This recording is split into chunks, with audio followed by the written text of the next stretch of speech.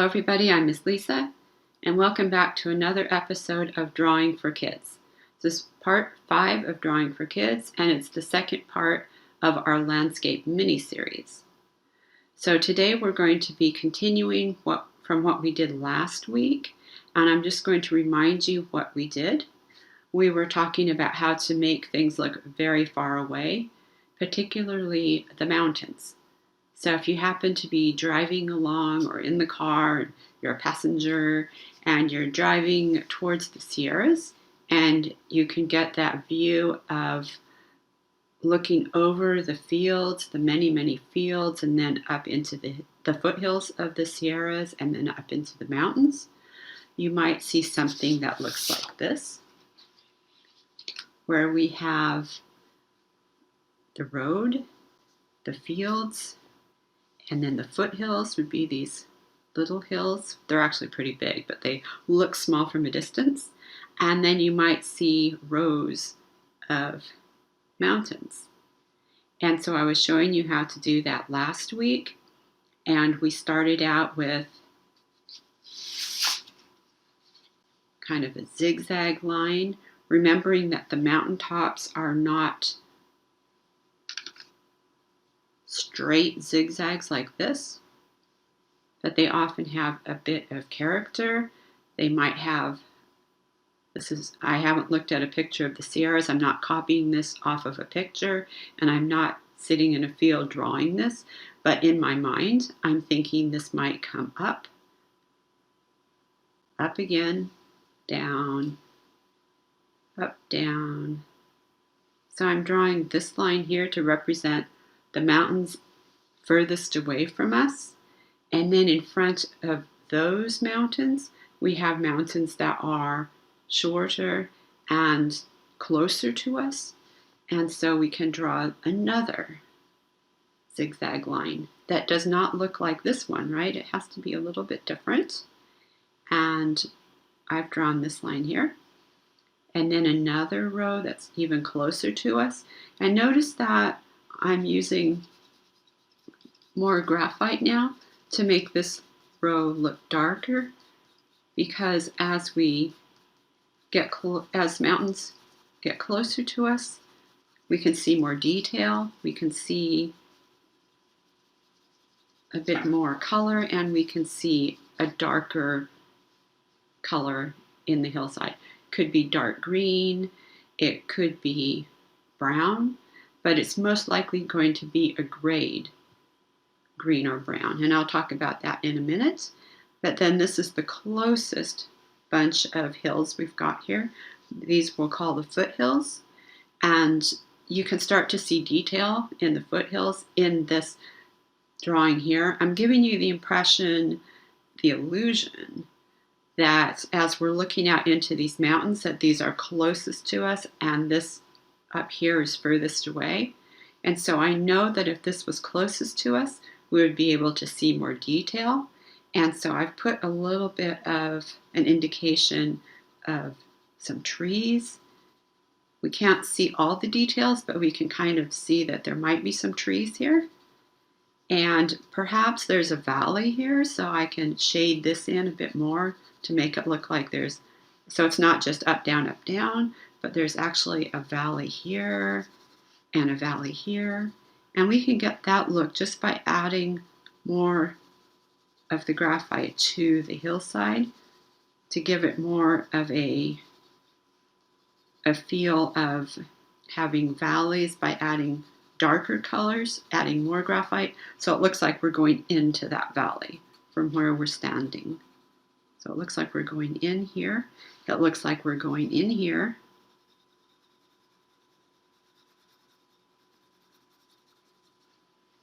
And so I was showing you that last week, and then we talked about how to take this view and squish it into this view. So now basically we're doing the same thing, but we're making it much further away. So we made this first line, the zigzag for the mountaintops furthest away from us, and we put just a little bit of shading along the tops of those mountains, just to divide the mountains from the sky, basically. We're going to put a little bit of shading there to divide the mountains from the sky. And then we're going to make another zigzag line for the mountains that are shorter but closer to us.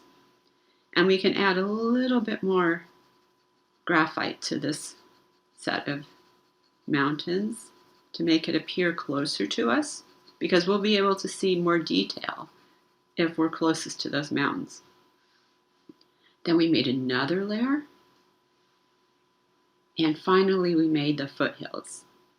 Now the foothills are closest to us, so if I was putting color on this, I would be able to add maybe some green or maybe some gray purple colors in these hills. But the back ones are going to be just a gray blue color. And then the color and the way we've drawn these will really make it look like those mountains are far away. And I'll show you that when we start putting on the color. But then we come down to the horizon line here. And we put a dot on the horizon line. And then remember, I was telling you that it's often useful to have a way to guide the eye into your landscape. So in this case, we made a curvy line, kind of an S shape, right? And then we made another one, but we made the second one, starts at the same point there, but the second one is going to be wider here. And you see what that does? It gives the illusion of a path or a road that's going to lead you to this point. And maybe this point is actually a mountain pass, and you go in there and you drive around somewhere else. But the important thing is that this has to be wider, and it gets narrower and narrower until these two lines meet at that point, and that really draws you in to the painting or the drawing. And we also did one version where we put some horizontal lines here, here, here, here, and they got closer and closer and closer as we got to that point, and it looked like train tracks. And then there was one where we put a dotted line there, and it looked like a highway. So there's all different ways you can do this, but you usually have some way to guide the eye into your landscape. So I told you I would bring some pictures today, and I have done that. I brought you a book called Landscape Meditations, and let's just take a look at some of these pictures of paintings. These are pastel paintings that this artist Elizabeth Mowry has done. So take a look at this one here. I think you can see the layers of mountains. There's a very far away layer, and that's very lightly sort of gray blue. And then the next one here is a little bit darker. It's still gray blue. And then this next one is closer to you, and that's blue. And then we get the trees here in the middle ground. These are in the far middle ground. And we've got the flowers in the middle ground. We've got this big tree in the middle ground. And then in the foreground, we just have flowers. This one's almost in the foreground. It's sort of in between the foreground and the middle ground. And here's the path. It's actually a dirt road that leads you into the painting. And like I said, this is a pastel. Pastels, you do them in a manner similar to drawing, but it's usually called a pastel painting, even though the feeling of doing the pastel is more like a drawing than a painting. Okay, so we've got the background, those mountains. We've got the middle ground, which is the field of flowers and these trees. And we have the foreground here. Let's take a look at another one. Here we have an apple orchard. This is an apple orchard. And here you can see the foreground. We have some bits of grass and a few apples on the ground. And then as we go into the painting, here's the path that pulls you in. And then the middle ground here, it's behind the apple trees, probably includes the apple trees. The apple trees are right in between the foreground and the middle ground. So then this part back here is more of the middle ground, but it goes right into the background, which is the back here we have some of those distant hills, which again are sort of a bluey purple color. We've got some clouds up there. And let's take a look at this one. Here we have again, the foreground is flowers in a field. The path is a muddy path. It's pulling you right up to here. And then in the background, we've got these distant trees. And way in the background, we have a little hills, these gray hills right here. Okay. And all of a sudden we jump to trees, because I want to tell you that if you want to do a lot of landscape drawing and painting, you should start looking at trees. And I don't mean look at them, I mean really look at them. Get to know trees, get to know their shapes, and it's really fun to kind of think about what the trees are saying, what they're doing, and then that way that helps you to draw them as individuals. You might think of trees as just being a straight trunk and a bunch of leaves on top, but if you really look at trees, each one is different, right? Just like every leaf is different. So here we have a very straight trunk, and we have branches coming out. Some of them are facing downwards, and some of them are horizontal. Some of them are facing upwards. Some of them have lots of leaves on them. Some of them have very few. Okay, so here this tree has got so many different things going on. And one of the most important things to make your trees look real in a landscape is to put what's called the sky holes. Sky holes are the parts where the sky shows through.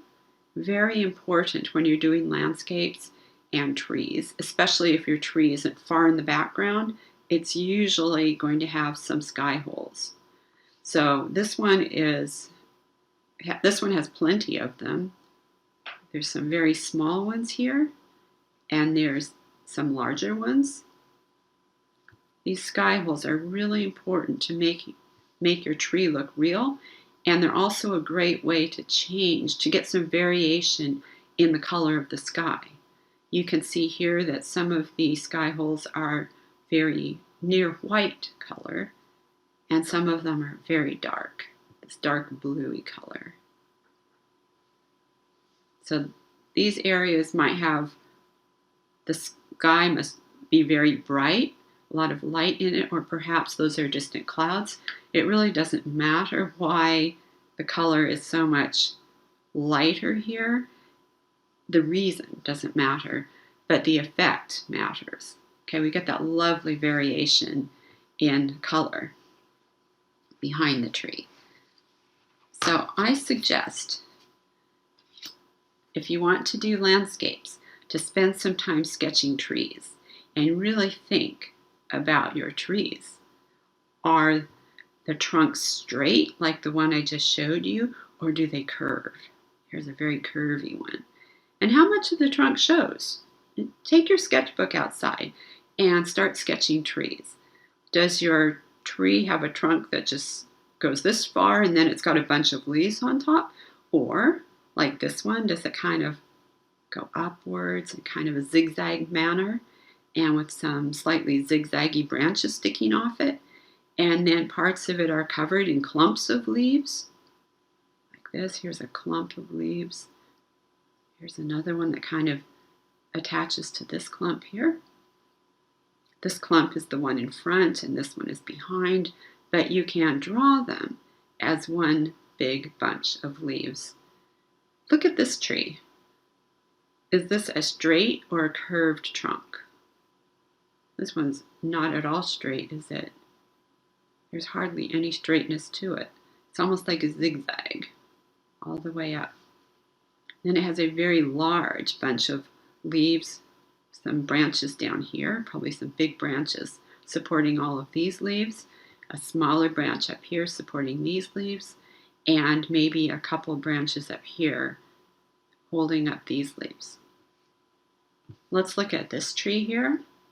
This tree has a straighter trunk and it has straighter branches.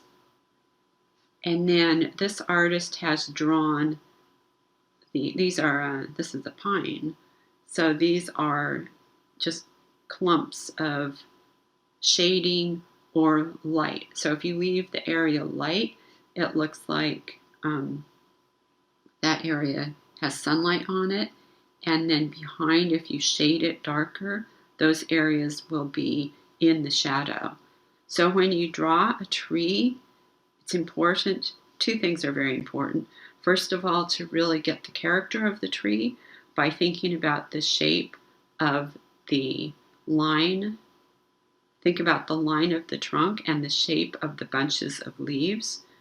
And think about how light and dark the leaves or areas of pine needles are. Are they very dense and not able to have a lot of light coming through? That would give you a dark green shady area. Or are they very light because the sunlight is shining onto them, and you could do that area with a very light sort of a yellow-green color, and that will really make it seem like you've got a tree, a three-dimensional tree in light and shadow. Because the most important thing about a landscape is to give the illusion that what you're looking at is 3 dimensions when you're actually drawing on a 2-dimensional surface. So if you are looking out over a field and you see this tree, you feel like you're looking at a 3-dimensional tree, and that's the image that you draw in your sketchbook. Okay, if you looked out over the field and actually saw these 2 trees growing, you would feel the 3-dimensionality of them, and then you have to think of a way to put that into your sketchbook. So let's just think about trees for a minute. And we haven't thought about them yet because the trees that we have drawn so far are very far in the distance. But now we're going to think about some closer trees. So let's make a field. Here we have our field. And let's put some big trees in our field. The ones up close are going to be big, right? Because they're close to us, so we have to draw them very large. And that will give the illusion that they're closest to us, and then the mountains are far away. So we have to make big trees in the foreground here. And we don't want to put them here because that's going to block the rest of our view. When you use big trees in your drawings of landscapes, they're usually on one side or the other, or maybe you've got some smaller things here and then the big tree on the side. But let's go ahead and put a tree in here. And I'm just going to very loosely sketch in the shape of what I think the branches are going to look like. I'm just making a big shape that's going to include all of the leaves. I've not left any sky holes at the moment. And maybe I've got some trunk here, and a branch here, and maybe some of the roots are showing here, and maybe I'll put some rocks here.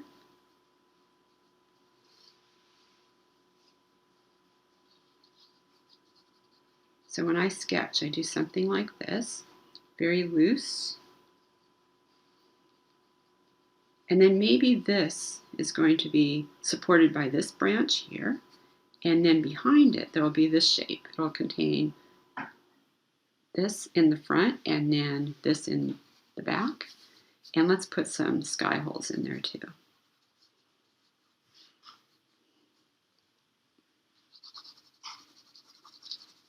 Okay, so we know that this now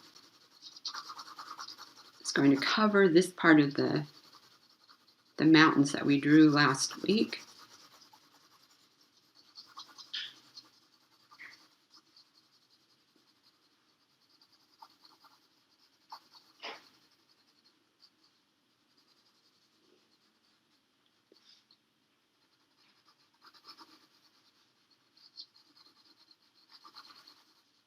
And maybe this trunk here splits again. Maybe it splits again and we can see more.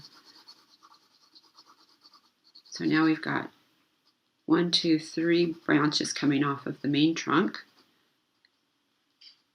And maybe there's some of the leaves down here.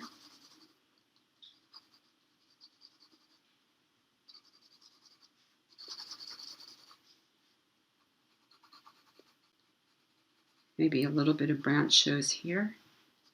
And down here, I'm going to put some rocks and some soil. And now all of a sudden, with this tree sitting here in the foreground, it makes the mountains look even further away. Do you see that? And maybe in this sky hole here, we're going to see a bit of the branch coming through.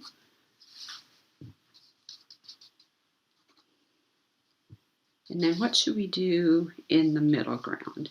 This is the part when we were thinking last week that this could be a stage and this is the backdrop for your play. It has mountains and sky on it. And then we have the main part of the stage where we want to put on our play.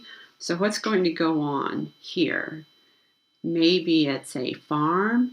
Maybe it's a field of cows. Maybe it's a few buildings or some bushes or more trees. Let's put more trees. If we put trees here, they're far, far, far away.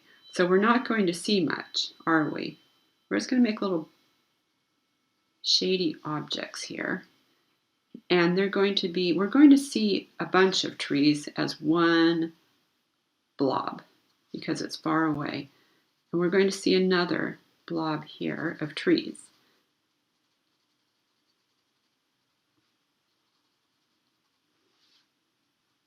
So we'll just put them together because we can't distinguish too much about trees in the distance.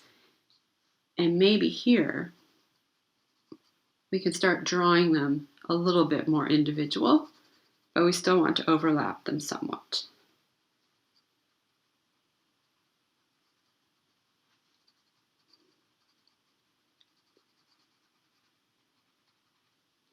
So that looks like a group of maybe 3 trees there, and maybe, who knows, 5 trees, who knows? That's way far in the distance.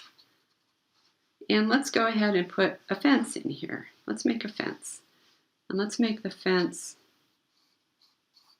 coming down like this.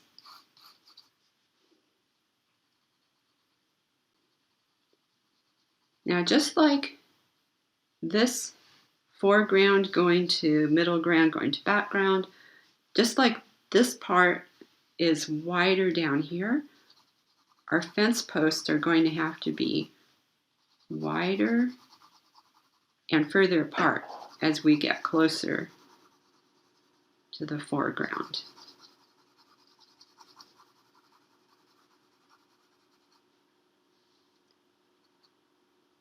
And they get closer and smaller as they go off into the distance.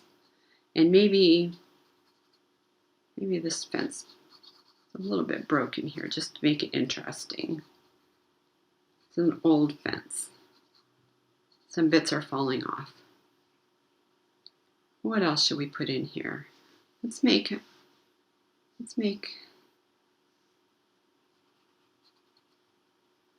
some animals.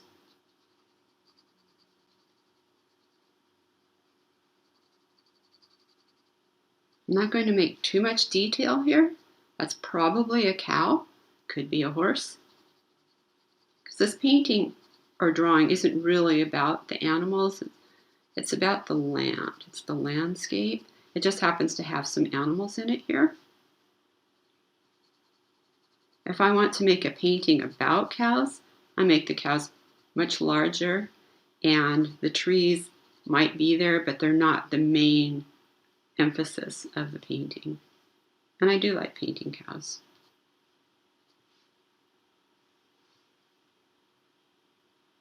And we should do something on the other side here. We've got fence and we've got some trees. What should we do here? Let's put some rocks. You know, sometimes when you're driving along and you're looking out into the countryside, there's going to be some rocks sticking out of the ground. And the ones that are further away are going to have to be small. Even if they're huge rocks, they're going to look smaller than the ones in front. The ones in front have to look pretty big as they get closer to you to make it look like you're going into the picture again. You want to give that feeling that you're going right into the picture. So let's go ahead and do this.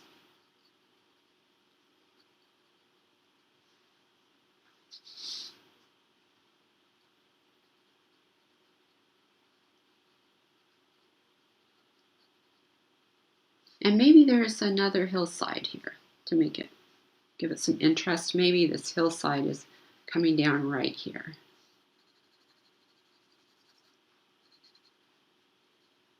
And that's where the rocks are coming from. Okay, so there we go, our first landscape.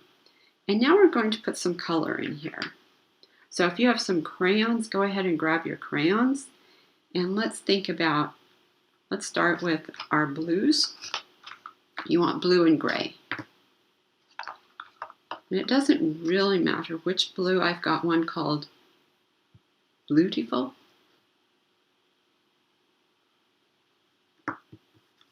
I've got cerulean.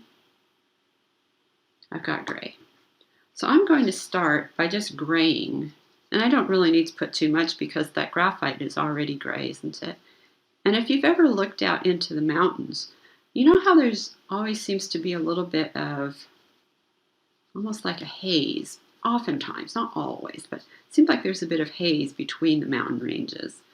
So it's nice to leave a little bit of white between the mountains, between this zigzag and this zigzag, because again, it makes it look like those that furthest away mountains are really far away. So I'm going to put this in there, and I'm going to put a tiny bit of the cerulean over, just a tiny bit. And we know that the mountains aren't really blue, but the ones in the distance will always look bluish gray. And I'm stopping here because remember there's a tree there. We'll have to remember to save space for that tree when we color. So the next row, I'm still going to make them bluey gray.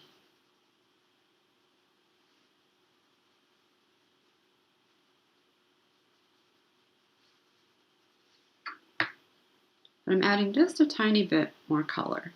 And as I darken that, it will look closer to us. See that? It's looking like it's closer than the one we colored first.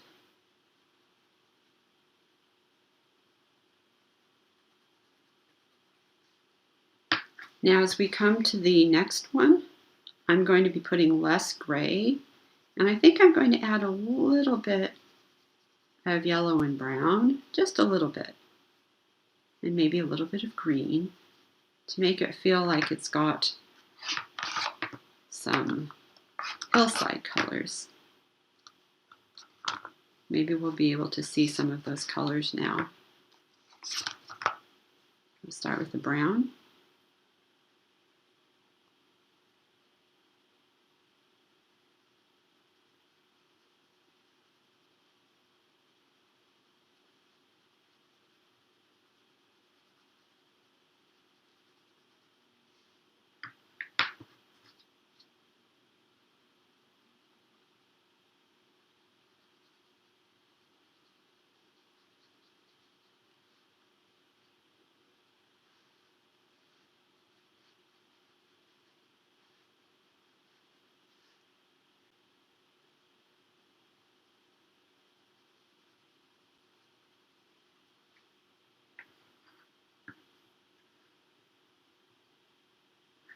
In fact, I think just a little bit of brown and a little bit of green is all I need in this layer here. And then I'm going to go on to the closest layer, and that one is going to have even more color.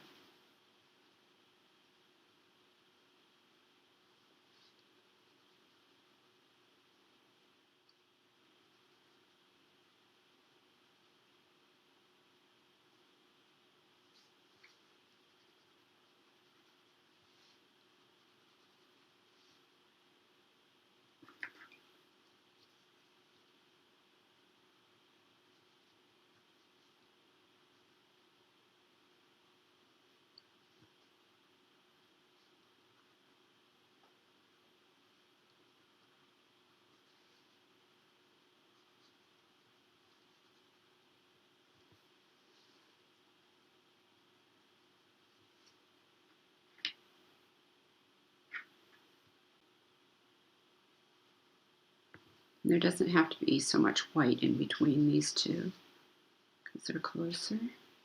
And then let's talk about the sky for a minute before we forget. Because let's say there's some clouds in the sky in our landscape. The clouds furthest away are going to often appear to be more horizontal, and they're spread out like this. And as you get closer to you, you can see more of the shape. So let's do something like this, just to get the feeling that we've got some clouds in the sky. And then we're going to put some blue.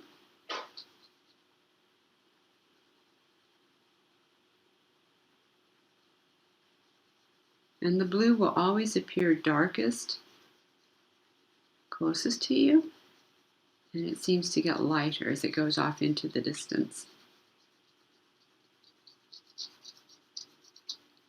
So overhead, it's going to be bluer, and in the distance, not so much.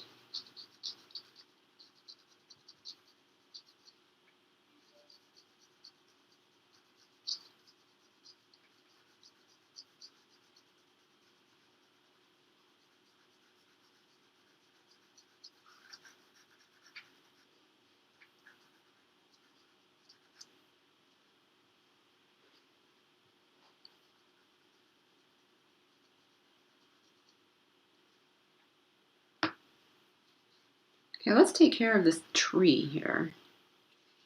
Let's go ahead and add some green.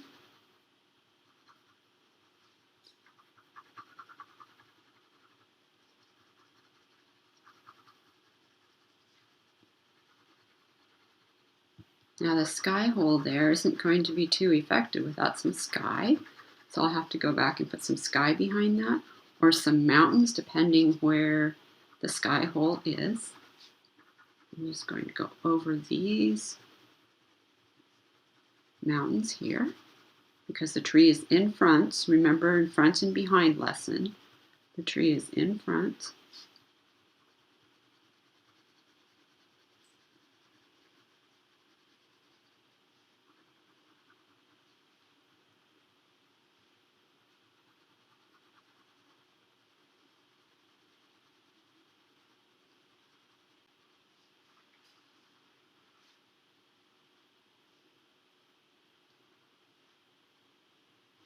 I'm going for a tree that feels real. So the branches are going to be sort of random. They're going to feel a bit more random. I don't have a tree that looks like a lollipop at all. And let me put some other colors in it. I'm going to put a little bit of this yellow green where I think the sun might be hitting. So if the sun's shining this way, this part of the tree is going to have more light. And it will be darker down here because these top branches are going to shade down the branches down below. So I'm thinking about where that light would be hitting the tree. And I'm using the yellow-green to give the feeling that the light is doing that.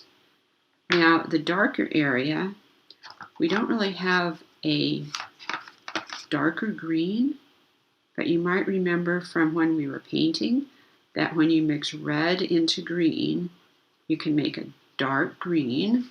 It's a little bit more difficult to do with crayon, but if you don't press down on your red, you can get just enough red in there to get some color mixing with the green. Your brain sees red and green and it mixes in your brain. I mean, it doesn't really, but perceptually, you think of the color as being this dark green color.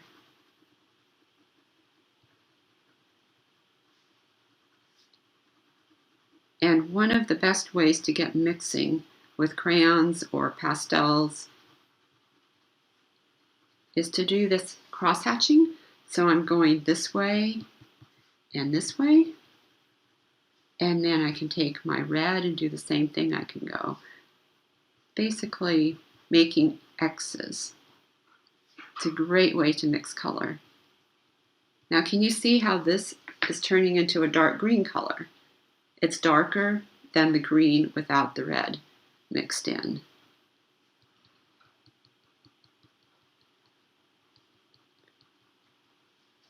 And that's why I wanted to spend some time on, if you go into the watercolor class that we did last week, I actually talk about mixing different greens. And we actually do this with paints.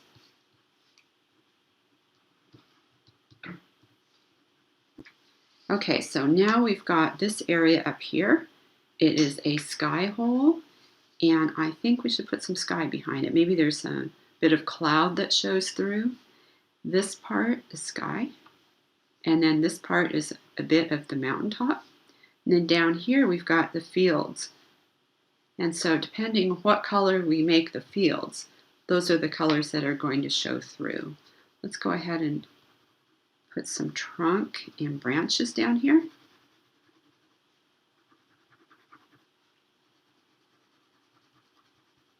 And while we have this color up, we've got some roots here.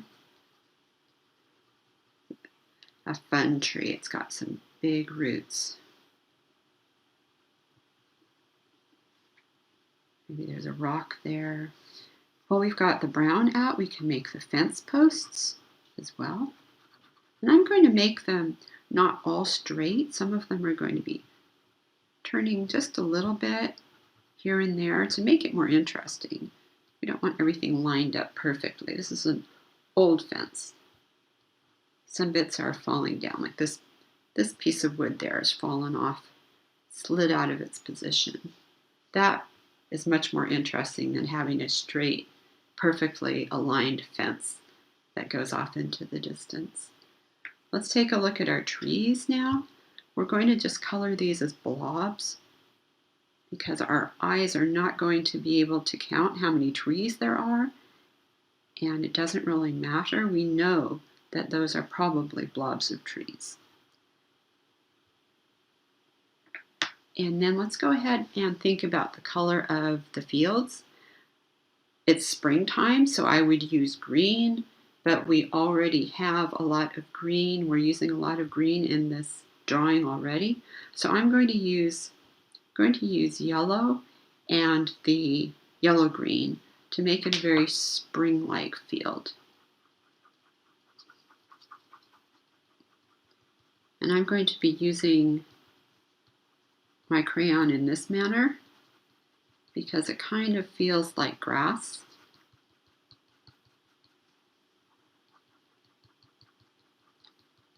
And we can imagine that these animals are enjoying their time in this grassy field.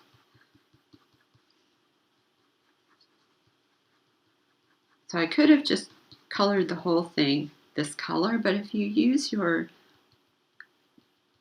lines, you can tell a story in greater detail.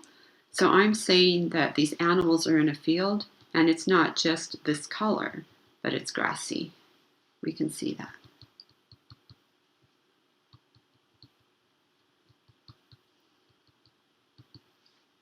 And then in the far, far distance there, we can use a little bit of gray, again, because it's in the distance.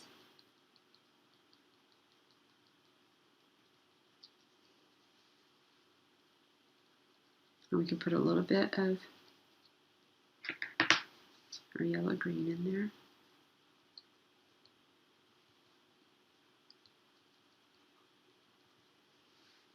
And let's go ahead and put some more green on the other side.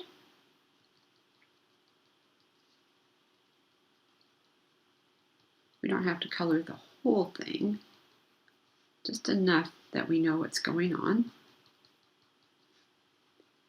In fact, I'm not going to do much more with the animals. Maybe I'll do a little bit more with the pencil, but I don't want them to become a very important feature of this drawing. I want it to be mostly about the landscape. Let's go ahead and put some color in those rocks.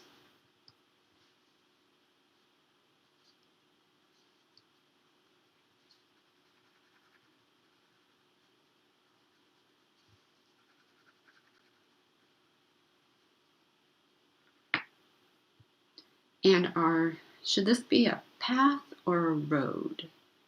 I think it's probably going to be a road just because, but it'll be a small road because I like the gray. I'm just going to continue with the gray here.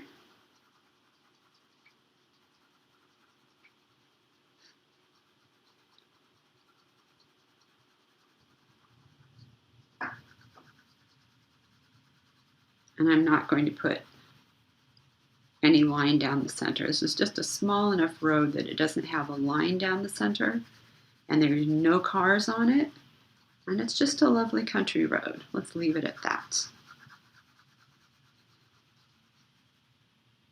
And then let's go ahead and put a little bit more of the grassy area on the other side of the fence.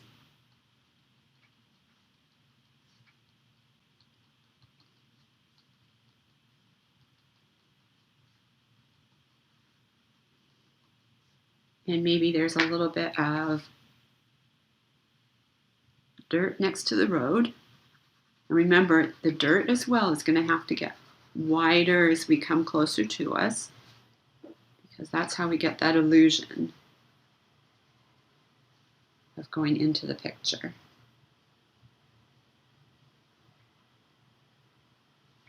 I said I was going to go over these animals just a little bit. I want them to blend into the drawing, but yes, just a little bit standing out, just a little bit. So now I can see there's 3 animals, some trees, a fence, a road, and some mountains in the background with clouds in the sky. I hope you enjoyed that. There we go, our first landscape drawing with color. And next week we'll try another one. And if you want to join us Wednesday as well for the watercolor class, we can paint a landscape together. So with that, I will say goodbye. Take care, practice your art, and look at trees. Look at trees and try to draw trees. Think about what that tree is saying or what the other tree is saying. Look at trees by themselves, look at trees in groups, and think if they were people, what would they be doing? With that, I'll see you next week. Take care. Goodbye.